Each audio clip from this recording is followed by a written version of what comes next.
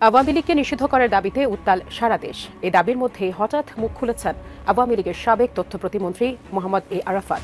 আন্তর্জাতিক একটি গণমাধ্যমকে সাক্ষাৎকার দিয়ে আওয়ামী লীগকে বাংলাদেশে নিষিদ্ধ করতে পারবে এমন কোনো শক্তি নেই বলে জানিয়েছেন তিনি। প্রধান উপদেষ্টা হবেন হযরত ওমরের মতন শাসক, তিনি হযরত ওমর হতে পারেন না। আওয়ামী লীগের পুনর্বাসন মানাও, প্রধান উপদেষ্টা হন আর যে উপদেষ্টা হন, কাউকে কোনো টাইম নাই। এখন শোনা যাচ্ছে এই সাবের নাকি সভাপতি হবে নতুন আওয়ামী লীগের, ক্লিন ইমেজের আওয়ামী লীগের। আরে আওয়ামী লীগ যারা করেছে ভালো মানুষ কয়জন ছিল? ওদের আবার কিসের ক্লিন ইমেজ? গণহত্যার বিচার শেষ হওয়ার আগে যতই ক্লিন ইমেজ হোক আর যে ইমেজই হোক, বাংলার মাটিতে আওয়ামী লীগের নামে কেউ রাজনীতি করতে পারবে না। আওয়ামী লীগ নিষিদ্ধ চান না জাতীয় পার্টির চেয়ারম্যান জি এম কাদের। বলেছেন, জনসংখ্যার উল্লেখযোগ্য অংশ আওয়ামী লীগের সমর্থক, তাদের বাইরে রেখে নির্বাচন গ্রহণযোগ্য। আওয়ামী লীগকে বাদ দিলে এবং জাতীয় পার্টিকে বাদ দিলে অর্ধেক লোক নিয়ে নির্বাচন হবে। সেই নির্বাচন কোনো সময় অবাধ, সুষ্ঠু, নিরপেক্ষ নির্বাচন করা বলা যাবে না। ঢাকায় ফিরলে আমাকে গ্রেপ্তার করা হতে পারে। রংপুরে জি এম কাদের, তাহলে আর ঢাকায় ফেরার দরকার কি? রংপুরেই থাকুক। যদি রংপুর নিরাপদ হয় জি এম কাদের জন্য, তাহলে রংপুরে থাকাই ভালো। এরকম অদ্ভুত ব্যাপার, মানে এইভাবে প্রকাশ্যে আনা ভালো। একটা আলোচনা এসছে জি এম কাদের, তিনি বলছেন যে তাকে ঢাকা থেকে একজন আজ ফোন করে বলেছেন তিনি ঢাকায় ফিরলে গ্রেপ্তার হতে পারেন। জি এম কাদের কেন বাংলাদেশের বিরুদ্ধে এখন ষড়যন্ত্রে নেমেছে? জি এম কাদের কেন বাংলাদেশের মানুষদেরকে বারবার বলছে আওয়ামী লীগকে নির্বাচনে আনতে হবে, দিতে হবে? আপনি যদি না বুঝেন তাহলে রাজনীতি কেমনি করবেন? এই জি এম কাদেরকে বসানো হয়েছে পার্শ্ববর্তী দেশের পক্ষ থেকে আওয়ামী লীগকে পুনর্বাসন করার জন্য।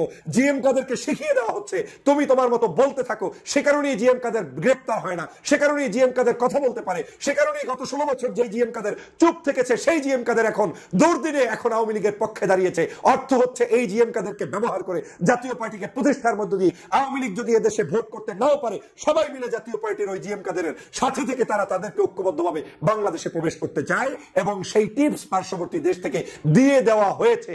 সে কারণে জি এম কাদের সরাসরি ডক্টর মোহাম্মদ ইউনূসের বিরুদ্ধে কথা বলে, সে কারণে জি এম কাদের সরাসরি বাংলাদেশের ছাত্র জনতার বিরুদ্ধে কথা বলে, সে কারণে জি এম কাদের সকাল সন্ধ্যা এখন টকশো করছে, আপনাকে ইন্টারভিউ দিচ্ছে। অতএব এই জায়গায় সাবধান থাকতে হবে। জি এম কাদেররা প্রতিষ্ঠা লগ্ন থেকে এই জাতীয় পার্টি আপনার আমার বাংলাদেশের কারো সংগঠন নয়। এই সংগঠনটি প্রতিষ্ঠিত হয়েছে আওয়ামী লীগকে পুনর্বাসনের জন্য। এর পূর্বের ইতিহাস আওয়ামী লীগের সাথে, আজও আওয়ামী লীগের সাথে, ভবিষ্যতেও আওয়ামী লীগের সাথে থাকবে। এরা অন্য কোনো দলের সাথে কোনোদিন বসবে না, থাকবে না। এই চরিত্রের জন্য তাকে প্রতিষ্ঠা করা হয়নি। আসসালামু আলাইকুম প্রিয় দর্শক শ্রোতা, নতুন একটা ভিডিওতে আপনাদের জানাচ্ছি স্বাগতম। এইমাত্র পাওয়া তাজা এবং গরম খবর। কেমন হতে চলেছে আজকের এই ভিডিওটি, কতটা গুরুত্বপূর্ণ, ভিডিওর অংশ বিশেষ এবং শিরোনাম দেখে কিন্তু আপনারা ইতিমধ্যে বুঝেই গেছেন কতটা গুরুত্বপূর্ণ এবং চাঞ্চল্যকর আজকের এই ভিডিওটি। বিশেষ করে কোন বিষয় নিয়ে আলোচনা করে যাচ্ছে আজকের এই ভিডিওতে, আশা রাখবো আপনাদের কাছে সম্পূর্ণ ভিডিওটি দেখে যাবেন, ভিডিওটি স্কিপ না করে। এটা দর্শক শ্রোতা, আমি আর বেশি কথা বাড়াবো না, সরাসরি আপনাদের বিস্তারিত ভিডিওতে নিয়ে যাবো। তার আগে আপনাদের কাছে ছোট্ট একটা রিকোয়েস্ট থাকবে, যারা এরকম ভিডিও দেখতে পছন্দ করেন দ্রুত এই চ্যানেলটি সাবস্ক্রাইব করে পাশে থাকা বেল আইকনটি বাজিয়ে রাখবেন। ইতিমধ্যে যারা সাবস্ক্রাইব করে দিয়েছেন তাদের জানাচ্ছি অসংখ্য ধন্যবাদ। সম্মানিত দর্শক শ্রোতা, চলুন তাহলে এই ভিডিওতে লাইক করে দিয়ে আমরা বিস্তারিত ভিডিওগুলো মোবাইলের স্ক্রিন থেকে ধারাবাহিকভাবে একের পর এক দেখে আসি। আওয়ামী লীগকে নিষিদ্ধ করার দাবিতে উত্তাল সারা দেশ। এই দাবির মধ্যে হঠাৎ মুখ খুলেছেন আওয়ামী লীগের সাবেক তথ্য প্রতিমন্ত্রী মোহাম্মদ এ আরাফাত। আন্তর্জাতিক একটি গণমাধ্যমকে সাক্ষাৎকার দিয়ে আওয়ামী লীগকে বাংলাদেশে নিষিদ্ধ করতে পারবে এমন কোনো শক্তি নেই বলে জানিয়েছেন তিনি। আওয়ামী নেতার করা এই আলোচিত মন্তব্য ও আওয়ামী লীগকে পুনর্গঠন নিয়ে চলমান বিতর্কের বিস্তারিত জানাচ্ছেন ইশতিয়াক হোসেন।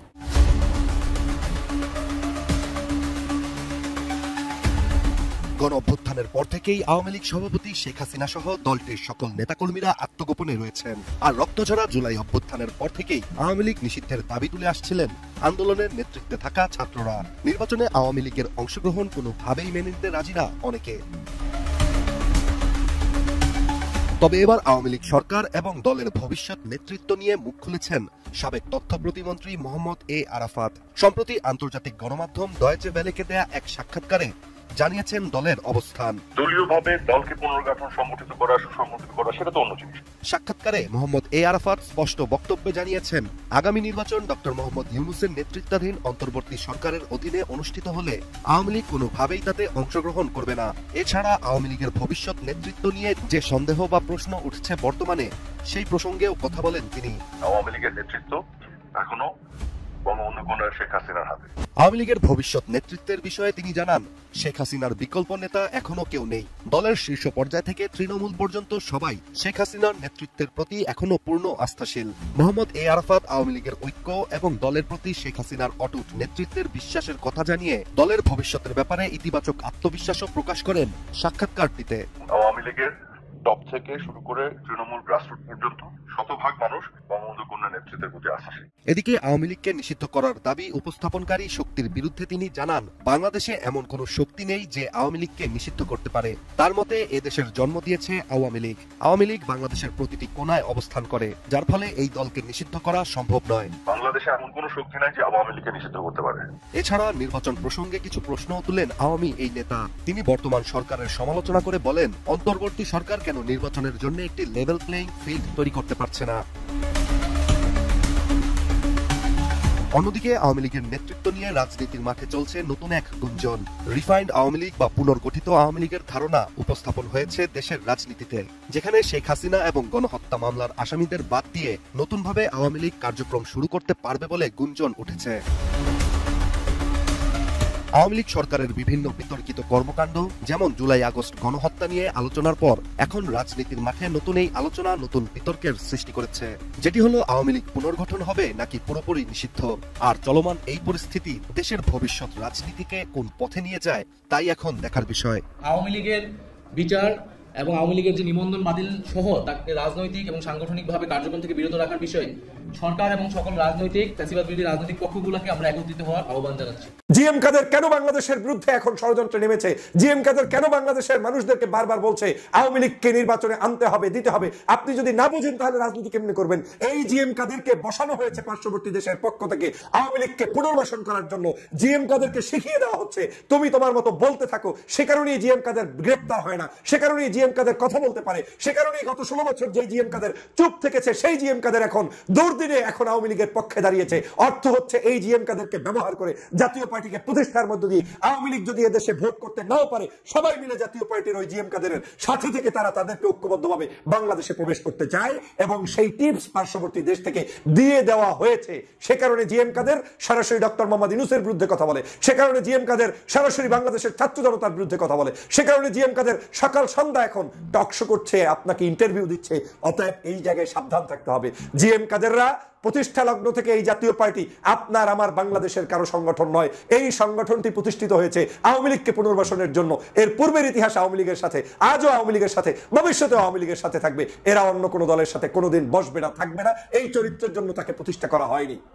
অতএব বাংলাদেশের বিএনপি, জামাত, চরমোনাই, হেফাজত, ডানপন্থী অন্যান্য রাজনৈতিক দল, ছাত্র জনতা যারা এই জুলাই বিপ্লবের অংশীদার ছিলেন, আপনারা ইউনাইটেড থাকেন। জিএম কাদেরের সাথে পার্শ্ববর্তী দেশের সাথে একটি বিশেষ গোপন চুক্তি সম্পাদন হয়েছে। জিএম কাদের সে কারণে এখন সকাল সন্ধ্যা বিভিন্ন জায়গায় টিভি মিডিয়ার সামনে তিনি এখন বক্তব্য রেখে চলেছেন এবং তিনি যে কোনো মূল্যে আওয়ামী লীগকে বাংলাদেশের আগামী নির্বাচনে রাখার জন্য সব দল যেখানে নিষিদ্ধ করতে চায় সেখানে তিনি তাদের পক্ষে বক্তব্য রেখেই চলেছেন। এক বাক্যে আওয়ামী লীগের মুখপাত্র হিসাবে এখন ভূমিকা পালন করছেন রাস্তাঘাটে সব জায়গায় রাজনীতিতে জিএম কাদের সাহেব। আপনারা নিশ্চয়ই ভাবতে পারেন যে বাংলাদেশের 5ই আগস্টের যে জুলাই বিপ্লব সম্পন্ন হয়ে শেখ হাসিনা আগস্টের 5 তারিখে পালিয়ে গিয়েছে, তারপরে বাংলাদেশে স্বভাবতই আওয়ামী লীগ প্রেমীও যদি কেউ থাকে তারা কিন্তু তাদের কথাবার্তার ধরন কিছুটা হলেও পরিবর্তন করে ভিন্ন স্টাইলে বুদ্ধিজীবী সাজার চেষ্টা করছেন। কিছুটা আওয়ামী বিরোধিতাও দেখিয়ে টিকে থাকার লড়াইয়ে তিনি এখন অবস্থান করছেন। কিন্তু এই জিএম কাদের সাহেব শেখ হাসিনার বিদায়ের পর থেকে মনে হচ্ছে যেন গত 16 বছর যা বলতে পারেননি তা আরো নতুন করে বেশি বেশি বলা শুরু করে দিয়েছেন। সকাল সন্ধ্যা তার যতগুলো বক্তব্য আসে সবগুলো বক্তব্যের মধ্যে একটাই, বাংলাদেশে আওয়ামী লীগ ছাড়া কোনো নির্বাচন করা যাবে না, আওয়ামী লীগকে বাদ রেখে কোনো হবে না, এখানে চালকের সমস্যা, গাড়ির সমস্যা নেই, বিভিন্ন ধরনের মন্তব্য করে তিনি আজকের এই আওয়ামী লীগকে প্রতিষ্ঠার জন্য নেমেছেন। আপনি কি ভাবছেন যে জিএম কাদের সাহেবের সেই কলিজা আছে যেই কলিজা দিয়ে 5ই আগস্টের এই বিপ্লবের পরে তিনি এখন জাতির সামনে প্রতিনিয়ত এই বক্তব্য দিবেন? মোটেও না। এটা একটি গোপন চুক্তির অংশ, এটা একটা পরিকল্পনার অংশ।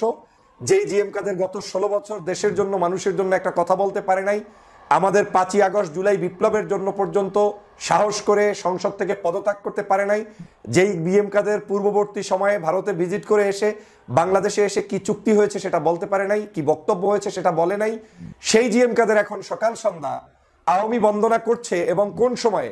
স্রোতের বিপরীতে, যখন বাংলাদেশের জনগণ, রাজনৈতিক দল সবাই মিলে, যে আওয়ামী লীগেরও ছিল তারাও এখন আওয়ামী লীগের প্রশংসা থেকে একটু দূরে থাকছে নিজেকে বাঁচানোর জন্য, সেই জায়গায় জিএম কাদের সকাল সন্ধ্যা আওয়ামী লীগের প্রশংসা করছে।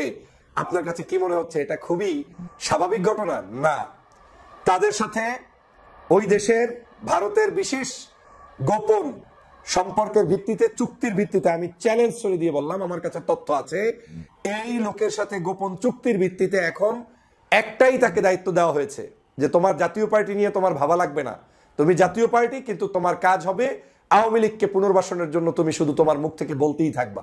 এই বলার অনেকগুলো কাজ আছে, এই বলতে বলতে বলতে বলতে জাতির কাছে আওয়ামী লীগের বিষয়টাকে হালকা করে দেওয়া হবে এবং এটার ভূমিকা পালন করবে জিএম কাদের। আমি সবসময় জাতীয় পার্টির উত্থান এবং জাতীয় পার্টির প্রতিষ্ঠার ইতিহাস নিয়ে কথা বলতাম। বাংলাদেশে যখন বাংলাদেশ জাতীয়তাবাদী দল শহীদ রাষ্ট্রপতি জিয়াউর রহমানের জনপ্রিয়তার উপর ভিত্তি করে প্রতিষ্ঠিত হয়ে এদেশের সবচেয়ে জনপ্রিয় দলে পরিণত হলো, তখন পার্শ্ববর্তী দেশ ভারতের মাথা খারাপ হয়ে গেল। এই জাতীয়তাবাদী ইসলামী মূল্যবোধের যে একটা শক্তির জয় জয়কার শুরু হয়েছিল, তখন তারা পরিকল্পনা করলেন যে বাংলাদেশের জনগণকে ধোঁকা দিতে হলে আরেকটা জাতীয়তাবাদী স্টাইলে, ইসলামী মূল্যবোধের স্টাইলে পার্টি গঠন করতে হবে। কিন্তু সেই পার্টি সবসময় অ্যালায়েন্স করবে আওয়ামী লীগের সাথে, কাজ করবে আওয়ামী লীগের জন্য। যতদিনে আওয়ামী লীগ প্রতিষ্ঠিত হতে না পারবে ততদিন এই পার্টিকে জাতীয়তাবাদী ইসলামী মূল্যবোধ বলে বাংলাদেশের রাষ্ট্র ক্ষমতায় রাখা হবে। জাতীয় পার্টিকে সেভাবে করেই এই বিএনপিকে ঠেকানোর জন্য সেই সময়ের ইতিহাস বলছি, সেই সময় বাংলাদেশ জাতীয়তাবাদী দলের এই আদলেই তারা একটা থিম নিয়ে জনগণের কাছে স্বৈরশাসক হিসাবে আসে এবং যে 9 বছর তারা কাজ করেছে, তাদের প্ল্যান ছিল ওই 9 বছরের পরেই শেখ হাসিনা ক্ষমতায় চলে আসবে। শেখ হাসিনা চলে আসবে বিদায় জাতীয় পার্টিকে 9 বছর পরে পার্শ্ববর্তী দেশের পরিকল্পনাই নামানো হয়েছে, আন্দোলন হয়েছে, সংগ্রাম হয়েছে, কিন্তু তাদেরও ইশারা ছিল যে এখন নামতে পারে, নামলেই আওয়ামী লীগ আসবে। কিন্তু হিতে বিপরীত হয়েছে। সেই সময়ও পার্শ্ববর্তী দেশ হতাশ হয়েছে, কারণ ওই নির্বাচনে বাংলাদেশের সবচেয়ে জনপ্রিয় নেত্রী দেশনেত্রী বেগম খালেদা জিয়া জয়যুক্ত হয়েছে। তখন জাতীয় পার্টির বিদায়ের পরে আওয়ামী লীগ আর জয়যুক্ত হতে পারেনি। সেই জায়গা থেকে আপনি স্পষ্ট দেখেন সেই সময় এই জাতীয় পার্টি আওয়ামী লীগের সাথে, পরবর্তী সময় একটা আমল আপনি পাবেন না স্বাধীনতার পর থেকে আজ পর্যন্ত বিএনপির সাথে কিংবা ওই সমসাময়িক রাজনীতিতে যারা দেশপ্রেমিক ছিল তাদের সাথে জাতীয় পার্টির কোনো ঐক্য হয়েছে। তার মানে হচ্ছে এই জাতীয় পার্টিটাকে তৈরি করা হয়েছে মানে আওয়ামী লীগকে পুনর্বাসন, আওয়ামী লীগকে শক্তিশালী করার জন্য। এই যে গত 16টি বছর বাংলাদেশের অবৈধ শাসন ছিল, এই অবৈধ শাসনেরও মূল নায়ক নায়িকা হচ্ছে এই জাতীয় পার্টি। কখনো রওশন এরশাদকে দিয়ে, কখনো বিদিশা এরশাদকে দিয়ে, কখনো জিএম কাদেরকে দিয়ে, এবং এদের এই দলটার মূল কার্যালয় হচ্ছে ভারতে। তারা ওখান থেকে নেতৃত্ব দেয়, ওখান থেকে পরিচালিত হয়। এবং ভারতপ্রেমী একটা দল যদি বাংলাদেশে এখন থাকে তার নাম জাতীয় পার্টি, এবং যেটা এখন 3টা ভাগে বিভক্ত হয়ে চালাচ্ছে, এই 3টার কার্যালয় হচ্ছে ভারতে। কারণ তারা যখন যাকে প্রয়োজন তাকে ব্যবহার করবে। আপনি দেখেন আওয়ামী লীগের আমলে রওশন এরশাদ কিভাবে ব্যবহৃত হয়েছে। তখন কিন্তু জিএম কাদের সাহেব আবার একটু একটু ন্যায়সঙ্গত কথা বলে ভাব দিতে চেয়েছে যে আমাদের সাথে আছে, কিন্তু আসলে এটা তাদের পরিকল্পনার অংশ। তাকে একটু ইমেজ গ্রো করার তৌফিক দিয়েছে, সুযোগ করে দিয়েছে ভারত। পরবর্তীতে আবার এই লোকই এখন জাতীয় পার্টির নেতৃত্ব দিয়ে আওয়ামী লীগকে পুনর্বাসনে নেমেছে। প্রতিদিন তার বক্তব্য খেয়াল করবেন, তিনি বারবার বলে বেড়াচ্ছেন আওয়ামী লীগ ছাড়া নির্বাচন হবে না, এত বড় একটি দলকে বাদ দিয়ে নির্বাচন হবে না। অথচ এই লোক ভুলে যায় যে বাংলাদেশের মানুষের উপরে যে জুলুম করেছে, অত্যাচার করেছে, নিপীড়ন করেছে, খুন করেছে, গুম করেছে, সেই জায়গায় আজকে কি করে তিনি এই নির্লজ্জ বক্তব্য দেয়। দেখেন উনি গ্রেপ্তার হচ্ছে না, কার ইশারায় হচ্ছে না, কেন হচ্ছে না? এই বাংলাদেশে বহু মানুষকে গ্রেপ্তার করা হয়েছে আওয়ামী লীগের আমলে, যাদের সামান্যতম কোনো সন্ত্রাস, চাঁদাবাজ, দুর্নীতি, অন্যায়, অবিচার কারোর সাথে সম্পর্ক ছিল না, কিন্তু তাদেরকে গ্রেপ্তার করা হয়েছে। দেলোয়ার হোসেন সাঈদী সাহেবকে যখন গ্রেপ্তার করে ধর্ম অবমাননার মামলায় তাকে গ্রেপ্তার করা হয়। আর এখন এরা বাংলাদেশের রাষ্ট্রবিরোধী বক্তব্য রেখেছে জিএম কাদের নির্বাচনের সময়, যে ভারত কি কথা হয়েছে আমি বলতে চাই না যতক্ষণে তারা মুখ থেকে না বলতে বলবে। তো এই যে দেশদ্রোহী, যেই লোক বাংলাদেশের এই বর্তমান প্রজন্মকে বুঝতে অক্ষম, সেই লোককে এখন পর্যন্ত অ্যারেস্ট পর্যন্ত করা হচ্ছে না। এটাকে চারটিখানি মনে করবেন না। ঢাকায় ফিরলে আমাকে গ্রেপ্তার করা হতে পারে। রংপুরে জিএম কাদের, তাহলে আর ঢাকায় ফেরার দরকার কি? রংপুরেই থাকুক। যদি রংপুর নিরাপদ হয় জিএম কাদের জন্য, তাহলে রংপুরে থাকাই ভালো। এরকম অদ্ভুত ব্যাপার, মানে এইভাবে প্রকাশ্যে আনা ভালো, একটা আলোচনা এসছে, জিএম কাদের। তিনি বলছেন যে তাকে ঢাকা থেকে একজন আজ ফোন করে বলেছেন তিনি ঢাকায় ফিরলে গ্রেপ্তার হতে পারেন। শনিবার সন্ধ্যায় জাতীয় পার্টির রংপুর মহানগর এবং জেলা কমিটি এবং সহযোগী সংগঠনগুলোর নেতা কর্মীদের নিয়ে ইফতার পরবর্তী এক আলোচনা সভায় জিএম কাদের এই আশঙ্কার কথা জানান। 4 দিনের সফরে শুক্রবার রংপুরে আসেন জিএম কাদের। জিএম কাদের বলছেন, আমাকে ঢাকা থেকে একজন আজ বলেছে, উনি কতটুকু রিলায়েবল জানি না, ঢাকায় গেলে আপনাকে অ্যারেস্ট করা হবে, আপনি বরং রংপুরে থাকেন। কেন রংপুরে মানে পুলিশ নাই? যদি অ্যারেস্টের পরিকল্পনা থাকে তো বাংলাদেশের যে কোনো প্রান্ত থেকে পুলিশ অ্যারেস্ট করতে পারে, নাকি রংপুরে এমনই জাতীয় পার্টির দুর্গ, সেই দুর্গে আসতে পুলিশ প্রশাসন ভয় পাচ্ছে? বিষয়টা কি এমন? রংপুরে লোকের সামনে আপনাকে অ্যারেস্ট করতে সরকারের সাহস পাবে না। আমার অন্তর থেকে এই জিনিসটাকে সুন্দরভাবে গ্রহণ করেছি, আমি অ্যারেস্ট হওয়ার জন্য ভয় করি। বাহ, ভালো। এরকম বীরত্ব আওয়ামী লীগ আমলে দেখালে তাহলে তো কয়েকটা নির্বাচন সেই বর্জন করতে পারতো এবং জাতীয় পার্টির ভাবমূর্তি কোনো রকম। রংপুর জেলা পরিষদ মিলনে তিনি ইফতার পরবর্তী আলোচনা সভায় প্রধান অতিথির বক্তব্যে জিএম কাদের জুলাই গণঅভ্যুত্থানের পর ছাত্রদের নেতৃত্বের নানা দিক নিয়ে কঠোর সমালোচনা করেন। প্রায় 40 মিনিটের বক্তব্যে আওয়ামী লীগ জাতীয় পার্টির মতো রাজনৈতিক দলকে বাইরে রেখে আগামী জাতীয় সংসদ নির্বাচনের ষড়যন্ত্র হচ্ছে বলে জিএম কাদের অভিযোগ করেন। এখন মানে আওয়ামী লীগের সঙ্গে মিলে গেল। হ্যাঁ, আওয়ামী লীগ এবং জাতীয় পার্টিকে বাইরে রেখে ষড়যন্ত্র। জিএম কাদের বলছেন ওনাদের মধ্যে, ছাত্রদের নতুন দলে, ওনাদের মধ্যে একটা সুন্দর বন্দোবস্ত চিন্তা করেছেন, আমরা একটা দল করব, সরকারের সুযোগ সুবিধা নিয়ে এই দলকে ক্ষমতায় আনতে হবে। ক্ষমতায় আসতে হলে প্রতিযোগী কম হতে হবে। প্রতিযোগী কে আছে? আওয়ামী লীগ। সে তো গর্তে ঢুকে গেছে, গর্ত থেকে যেন বেরোতে না পারে। সেকেন্ড প্রতিযোগী জাতীয় পার্টিকে তো কোনো দিক দিয়ে পেঁচানো যাচ্ছে না। ওই যে প্রচারণা চালিয়েছিল এতদিন, দোসর করে এদের বাদ দাও, দোসর বলে প্রচারণা করে জাতীয় পার্টিকে রাজনীতি থেকে বের করে দেওয়ার একটি বন্দোবস্ত হয়েছে বলে অভিযোগ করেন জিএম কাদের।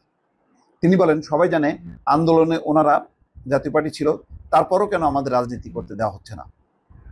আমাদের মিটিং মিছিল বাধা দেওয়া হবে, আমাদের পার্টি অফিসে হামলা করা হবে, আমাদের ইফতার মাহফিলে হামলা করা হবে, আমরা যেন জনগণের সঙ্গে বিচ্ছিন্ন হয়ে যাই, জনগণ যেন আমাদের ভুলে যায়, আমাদের নেতারা যেন হতাশ হয়ে যায়। এটাই ছিল উদ্দেশ্য। এখনো এই উদ্দেশ্য নিয়ে কাজ করছে তারা। কিন্তু ওই যে পদ বাণিজ্য এবং মনোনয়ন বাণিজ্য, এটা নিয়ে তো অনুসন্ধান করছে এবং তাদের কাছে, দুদকের কাছে কিছু তথ্য প্রমাণ আছে। এটা নিয়ে যদি তারা অগ্রসর হয় তখন কি হবে, এটার জবাব কি হবে, এবং সেটা যদি কনফিডেন্ট থাকে যে এই অভিযোগটা ফেস করতে পারবে। গত 72 ঘন্টায় রাজনীতির মাঠ গরম করে রেখেছে হাসনাত আব্দুল্লাহর ফেসবুক পোস্ট এবং তার সূত্র ধরে ভারতীয় গণমাধ্যম নেত্র নিউজকে দেয়া আইএসপিআর এর মন্তব্য। সবশেষে রোববার সার্জিস আলম স্পষ্টই হাসনাতের ফেসবুক পোস্টের কিছু বিষয় নিয়ে দ্বিমত পোষণ করে ফের আলোচনা জন্ম দিয়েছেন। অনেক প্যাচ রেখেই খোলাসা হচ্ছে হাসনাত ক্যান্টনমেন্ট রহস্য। সময়ের সাহসী তরুণ তুর্কি খেতাব পাওয়া হাসনাত আব্দুল্লাহ 11 মার্চের ঘটনা কেন 20 মার্চ এসে ঘটা করে জানালেন, সেটা নিয়ে ছিল প্রথম প্রশ্ন। হাসনাত আব্দুল্লাহর এমন আলোচিত পোস্টের পর আইএসপিআর তাদের প্রতিক্রিয়া জানাতে 72 ঘন্টারও বেশি সময় নিয়েছে। আবার অন্তর্বর্তী সরকার কিংবা বিএনপি বিষয়টি নিয়ে আনুষ্ঠানিক কোনো প্রতিক্রিয়া জানায়নি। যদিও গতকাল বিএনপি নেতা সালাউদ্দিন বলেছেন, সেনাবাহিনীকে নিয়ে প্রশ্ন উঠতে পারে এমন কোনো মন্তব্য করা উচিত নয়। ঘটনার 72 ঘন্টা পর সার্জিস আলম তার ফেসবুক পোস্টে হাসনাত আব্দুল্লাহর পোস্টের কিছু বিষয় নিয়ে আপত্তি জানিয়েছেন। হাসনাতের পোস্টের বিরুদ্ধে অবস্থান নিতে প্রায় 3 দিন সময় নিলেন কেন সার্জিস আলম? এমন অনেক প্রশ্নই ঘুরপাক খাচ্ছে সাধারণের মনে। হাসনাত তার পোস্টে পরিষ্কার করেননি তিনি বা তারা নিজেরাই কি ক্যান্টনমেন্টে গিয়েছিলেন, নাকি তাদের ডেকে নেওয়া হয়েছিল, কারা আলোচনা করেছিলেন তাদের সঙ্গে, কে দিয়েছিলেন এমন প্রস্তাব। 72 ঘন্টা পর সার্জিস আলম স্পষ্ট করেছেন তারা নিজেরাই যেতে গিয়েছিলেন সেনাবাহিনী প্রধানের সঙ্গে দেখা করতে। সার্জিস আরও লিখেছেন, হাসনাত যেসব ঘটনা আর কথোপকথনের কথা বলেছেন তা সত্যি, তবে হাসনাত সেটা যেভাবে তুলে ধরেছেন সেটা সঠিক নয়, অর্থাৎ সে বিষয়ে সার্জিসের দ্বিমত রয়েছে। সার্জিস আলম তার পোস্টে ক্লিয়ার করেছেন যে তারা সেনা প্রধানের সঙ্গে সাক্ষাৎ করেছেন। পোস্টের এক পর্যায়ে সার্জিস লিখেছেন, আলোচনার এক পর্যায়ে বলি যে দল এখনো ক্ষমা চায়নি, অপরাধ স্বীকার করেনি, সেই দলকে আপনারা কিভাবে ক্ষমা করে দিবেন? অপরপক্ষ থেকে রেগে গিয়ে উত্তর আসে, you people are nothing, you lack wisdom and experience, we are in this service for at least 40 years, তোমার বয়সের থেকে বেশি। এই কনভারসেশনটি হয়েছে সত্যি, তবে রুমে বসে নয়। সার্জিস লিখেছেন, চলে আসার সময় শেষে হয়েছে এই কথা, যেখানে একজন সিনিয়র মানুষের অভিজ্ঞতার টোন ছিল। তিনি রেগে গিয়ে বলেছেন বলে আমার মনে হয়নি। হাসনাত আব্দুল্লাহ তার ফেসবুক পোস্টে দাবি করেছিলেন সাবেক মন্ত্রী সাবের হোসেন চৌধুরী, সাবেক স্পিকার শিরিন শারমিন চৌধুরী এবং ঢাকা দক্ষিণ সিটি কর্পোরেশনের সাবেক মেয়র শেখ ফজলে নূর তাপসকে সামনে রেখে বাংলাদেশে ক্ষমতাচ্যুত আওয়ামী লীগকে পুনর্বাসন করার চেষ্টা চলছে। বিষয়টিকে তিনি রিফাউন্ড আওয়ামী লীগ নামে নতুন একটি ষড়যন্ত্র হিসেবে বর্ণনা করেছেন। সার্জিস লিখেছেন, হাসনাতের পোস্টে যে টপিকগুলো এসেছিল, যেমন রিফাউন্ড আওয়ামী লীগ, সাবের হোসেন, শিরিন শারমিন চৌধুরী, সোহেল তাজ, এসব নিয়ে কথা হয়েছিল। নির্বাচনে আওয়ামী লীগের ফিরে আসা নিয়েও কথা হয়েছিল। কিন্তু যেই টোনে হাসনাত তার ফেসবুকে লেখা উপস্থাপন করেছে, আমি মনে করি কনভারসেশনটি অতটা এক্সট্রিম ছিল না, তবে অন্য কোনো একদিনের চেয়ে অবশ্যই স্ট্রেট ফরওয়ার্ড এবং সো কনফিডেন্ট ছিল। দেশের স্থিতিশীলতার জন্য রিফাউন্ড আওয়ামী লীগের ইলেকশনে অংশগ্রহণ করা যে প্রয়োজনীয়, সেই বিষয়ে সরাসরি অভিমত ছিল। হাসনাতের আলোচিত পোস্টের বিষয়ে আইএসপিআর ভারতীয় গণমাধ্যম নেত্র নিউজকে বলেছে, হাসনাতের বক্তব্য অত্যন্ত হাস্যকর ও অপরিপক্ক গল্পের সম্ভার। অন্যদিকে সার্জিস আলম হাসনাতের পোস্টের কারেকশন করে যে পোস্ট দিয়েছেন তাতে আরও অনেক প্রশ্নের উদ্ভব হয়েছে সচেতনদের মনে। তারা বলছেন, হাসনাত, সার্জিস আর ক্যান্টনমেন্ট রহস্য ধীরে ধীরে খোলাসা হলেও অনেক পেঁচ আর প্রশ্ন তৈরি করেই যাচ্ছে। ওয়াকারুজ্জামানকে নিয়ে এক শ্রেণীর মানুষ যে নির্মম এবং নিষ্ঠুর ভাষায় সমালোচনা করছেন, প্রথমত পদ এবং পদবিগত কারণে আমি এর সঙ্গে দ্বিমত পোষণ করছি। একটি রাষ্ট্রের যে গুরুত্বপূর্ণ কতগুলো প্রতিষ্ঠান রয়েছে তার মধ্যে সেনাবাহিনী এবং বিচার বিভাগ খুবই খুবই স্পর্শকাতর একটি বিষয়, এবং এ দুটো বিষয় নিয়ে এবং এ দুটো প্রতিষ্ঠান নিয়ে অতীতে স্বয়ং সম্রাট, রাজা কিংবা মহারাজা যারাই বাড়াবাড়ি করার চেষ্টা করেছেন তাদের সবাইকেই এই দুটো প্রতিষ্ঠানের হাতে মরতে হয়েছে, একেবারে গিলোটিনে মরতে হয়েছে, তলোয়ারের নিচে মরতে হয়েছে। একজন সম্রাট তিনি মনে করতেন যে তার সেনাবাহিনীর প্রধান কোনো বিষয় নয়। তো এই বিভিন্ন সময়টিতে পরবর্তীকালে যখন সেই সম্রাটদের ব্যবস্থা রেখে গণতান্ত্রিক বিধি ব্যবস্থা হলো, এখানে হিটলারের মতো ডিক্টেটর চলে এলো, জুলফিকার আলী ভুট্টোর মতো ক্ষমতাধর প্রধানমন্ত্রী চলে এলো, বঙ্গবন্ধু শেখ মুজিবুর রহমানের মতো শক্তিশালী প্রধানমন্ত্রী চলে এলো, শেখ হাসিনার মতো শক্তিশালী প্রধানমন্ত্রী চলে এলো, যারা এই প্রতিষ্ঠানগুলোকে নিজেদের চাকর বাকরের মতো মনে করতেন। সেনাবাহিনীর প্রধানকে তুমি করে ডাকতেন, মনে করতেন যে লিডারশিপ, নেতাকর্মীদেরকে যেভাবে ডাকে, এই তুমি কেমন আছো ইত্যাদি ইত্যাদি। বঙ্গবন্ধু তো তুই তুই করে বলতেন। মানে অতিরিক্ত আদর দেখাতে গিয়ে তিনি যে রাষ্ট্রীয় প্রোটোকলটা ভঙ্গ করেছিলেন, তার ফলে সেনাবাহিনীর মধ্যে যে অসন্তোষ তৈরি হয়েছিল, এবং পুরো সেনাবাহিনীকে নিয়ে তিনি হয়তো অনেক ভালো চিন্তা ভাবনা করতেন, পুলিশকে নিয়ে তার অনেক ভালো চিন্তা ভাবনা ছিল, তিনি সবাইকে জনগণ ভাবতেন। কিন্তু রাষ্ট্র এবং জনগণ আলাদা একটা বিষয়, রাষ্ট্র এবং আমলাতন্ত্র আর একটা বিষয়। এই জিনিসগুলো যারা রাষ্ট্রনায়ক, আব্রাহাম লিঙ্কনের মতো যারা রাষ্ট্রনায়ক, রোনাল্ড রিগানের মতো যারা রাষ্ট্রনায়ক, তারা যত সুন্দরভাবে হ্যান্ডেল করতে পেরেছিলেন, কিন্তু যারা এই প্রতিষ্ঠানগুলোকে একত্র করে ফেলেছিলেন এবং নিজেদের লিডারশিপ কোয়ালিটির মাধ্যমে তারা সবাইকে কর্মী হিসেবে সম্বোধন করেছিলেন, তারা কিন্তু আলটিমেটলি সবাই এই দুটো প্রতিষ্ঠান দ্বারা, অর্থাৎ বিচার বিভাগ দ্বারা এবং সেনাবাহিনী দ্বারা ক্ষতিগ্রস্ত হয়েছিলেন। উদাহরণ হিসেবে আমি যাকে বলা হয় জুলফিকার আলী ভুট্টোর কথাই বলি। তিনি দেখে শুনে সবচেয়ে অপদার্থ একজন জেনারেলকে সেনাপ্রধান বানালেন, জেনারেল জিয়াউল হক। তার চেহারাটা বেশি একটা ভালো ছিল না, তিনি আদর করে বলতেন কামন মাই মানকি জেনারেল। তাকে তিনি বানর জেনারেল হিসেবে আখ্যায়িত করতেন। এই কথা শুনে সেনাপ্রধান জেনারেল জিয়াউল হক হাসতেন, কখনো কখনো মাথা নিচু করতেন, আবার কখনো কখনো সালাম করে অতিরিক্ত কৃতজ্ঞতা প্রকাশ করতেন। কিন্তু যখন তিনি সুযোগ পেয়েছেন বিদ্রোহ করার, সঙ্গে সঙ্গে বিদ্রোহ করেছেন, এবং যেদিন তিনি তাকে গ্রেপ্তার করলেন, জিয়াউল হক ভুট্টোকে গ্রেপ্তার করলেন, তখন মিসেস ভুট্টো, যার নাম ছিল নুসরাত, বেনজির ভুট্টোর মা নুসরাত ভুট্টো, তিনি প্রাণান্ত চেষ্টা করেও তার সঙ্গে দেখা করতে পারেননি, এবং তাকে কিন্তু সেই ফাঁসিতে চড়তে হয়েছিল।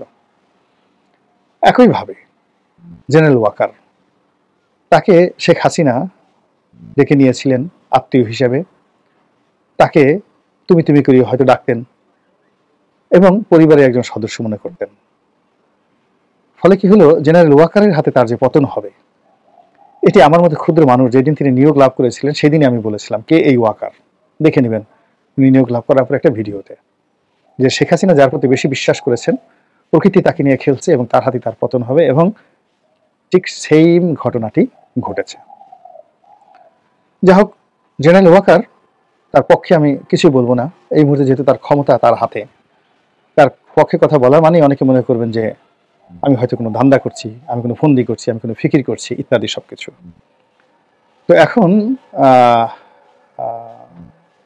যেটি হচ্ছে, আবার তাকে নিয়ে তুচ্ছ তাচ্ছিল্য করে যে সকল কথাবার্তা বলা হচ্ছে, এগুলো কিন্তু আমি সহ্য করতে পারছি না।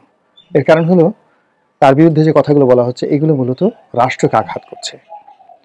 সার্জিস, হাসনাত আমাদের তরুণ প্রজন্মের সন্তান, নিঃসন্দেহে তাদের পেছনে অনেক বড় বড় রাজনৈতিক মাথা আছে, দেশি এবং বিদেশি।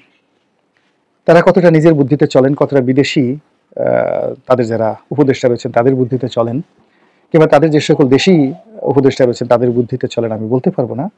তবে গত 7-8 মাসে এই যারা মাহফুজ, তারপরে সার্জিস কিংবা হাসনাত, তারা যথেষ্ট দক্ষতা অর্জন করেছেন, অভিজ্ঞতা অর্জন করেছেন, ম্যাচুরিটি অর্জন করেছেন এবং পরিবেশ পরিস্থিতি মোকাবেলা করার জন্য যথেষ্ট তাদের ধীর শক্তি রয়েছে। তো কাজেই তারা জেনারেল ওয়াকারুজ্জামানের সাথে বা ডিজিএফআইয়ের সাথে যে একটা বৈঠক করেছেন, সেই বৈঠকটি নিয়ে তারা কেন ফেসবুক স্ট্যাটাস দিলেন এবং সেই ফেসবুক স্ট্যাটাস নিয়ে এখন সারা বাংলাদেশে রীতিমতো তোলপাড় শুরু হয়েছে এবং রাজপথে নজিরবিহীনভাবে ওয়াকার না হাসনাত, হাসনাত হাসনাত যে স্লোগান হচ্ছে, এটি বাংলাদেশকে রীতিমতো গৃহযুদ্ধের দিকে ঠেলে দিবে।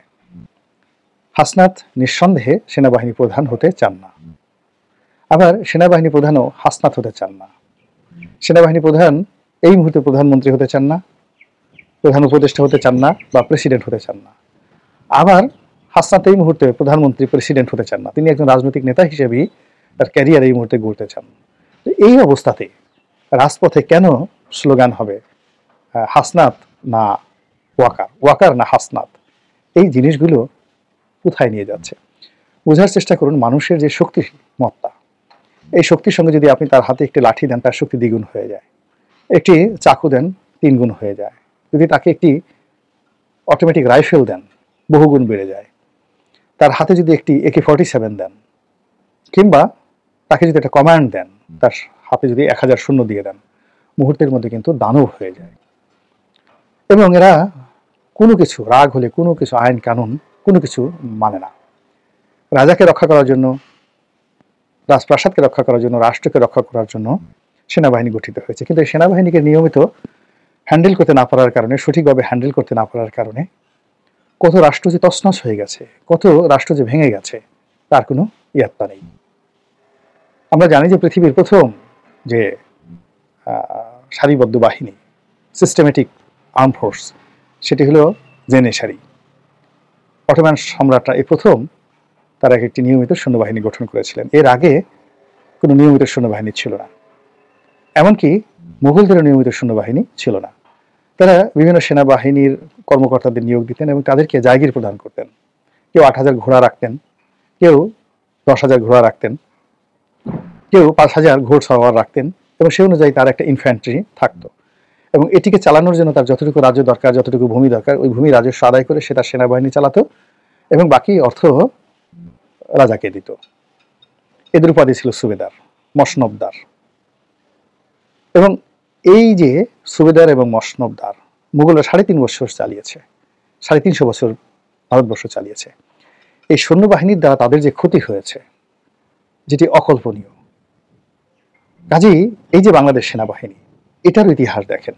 স্বাধীনতার পরে আমরা ভারতের সাথে কটি যুদ্ধ করেছি, তারপর অন্য দেশের সাথে কটি যুদ্ধ করেছি কিংবা আগামীতে কটি যুদ্ধ করব, কিন্তু আমাদের জাতীয় রাজস্বের একটা বিরাট অংশ আমরা সেনাবাহিনীর পেছনে খরচ করছি।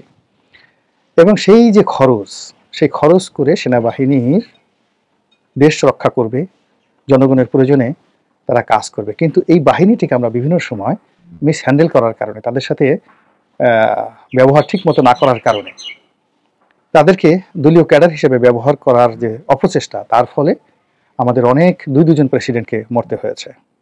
আমাদের দেশে বেশ কয়েকটি সামরিক শাসনের জাতাকল আমাদের পোহাতে হয়েছে। এবং এই সেনাবাহিনী যখন একবার মাঠে নেমেছে, যে সময়টা অতীতে নেমেছে, তারা একটা নির্দিষ্ট সময়ে নির্দিষ্ট কর্ম না করে কখনো ব্যারাকে ফিরেনি। সেটি এরশাদ জামানায় হোক, সেটি বঙ্গবন্ধু জামানায় হোক, যে জামানায় হোক, তারা একটি কাজ করে ফিরেছে। এখন সেনাবাহিনী পূর্ণ ম্যাজিস্ট্রেসি পাওয়ার নিয়ে মাঠে আছে এবং বর্তমান যে সরকার, সেটিকে সেনা সমর্থিত সরকার হিসাবে সবাই বলুক আর না বলুক, সবাই সেভাবে কিন্তু আখ্যায়িত করছে। কিন্তু এই জিনিসটি আমরা বুঝতে পারছি না যে কারা পিছন থেকে কলকাঠি নেড়ে বর্তমানে যারা ক্ষমতায় আছেন, তারা যারা রাজনীতিতে কিংস পার্টি হিসেবে পরিচিত, তারা এমনকি বিএনপির সঙ্গে সেনাবাহিনীর একটা সরাসরি কনফ্রন্টেশন তৈরি করে দিচ্ছে এবং যে সেনাবাহিনীর অফিসাররা আওয়ামী লীগের বিরুদ্ধে কাজ করেছেন তাদেরকে ঠেলে ঠেলে ঠেলে ঠেলে ত্যাগ দিয়ে দিয়ে দিয়ে আবার সেই আওয়ামী লীগের দিকে পাঠিয়ে দেওয়া হচ্ছে। এটি ইতিহাসের একটি ভয়াবহ খেলা। জঘন্যতম খেলা। এই খেলা অচিরে বন্ধ হওয়া দরকার এবং ডক্টর মোহাম্মদ ইউনূস যত তাড়াতাড়ি সম্ভব, দ্রুত সম্ভব, জেনারেল ওয়াকারুজ্জামানের সাথে যে সমস্যা হচ্ছে, ক্যান্টনমেন্টকে নিয়ে যে সকল কথাবার্তা হচ্ছে, এইগুলো দ্রুত তিনি সমাধান করতে না পারলে তাকে এবং তার সহযোগীদেরকে এবং আমাদেরকে। প্রিয় দেশবাসী, শুরু থেকে শেষ পর্যন্ত যারা এই ভিডিওটি দেখেছেন সকলকে জানাই অসংখ্য অসংখ্য ধন্যবাদ। যারা এরকম নিউজ ভিডিওতে পেতে পছন্দ করেন তারা অবশ্যই এই চ্যানেলটি সাবস্ক্রাইব করে পাশে থাকা বেল আইকনটি বাজিয়ে দিবেন। যারা এখনও এই ভিডিওটি শেয়ার করেননি, এই ভিডিওটি দ্রুত শেয়ার করে সকলকে দেখার সুযোগ করে দিন। আজকের মতন এই পর্যন্ত, দেখা হচ্ছে পরবর্তী কোনো ভিডিও নিয়ে ইনশাল্লাহ।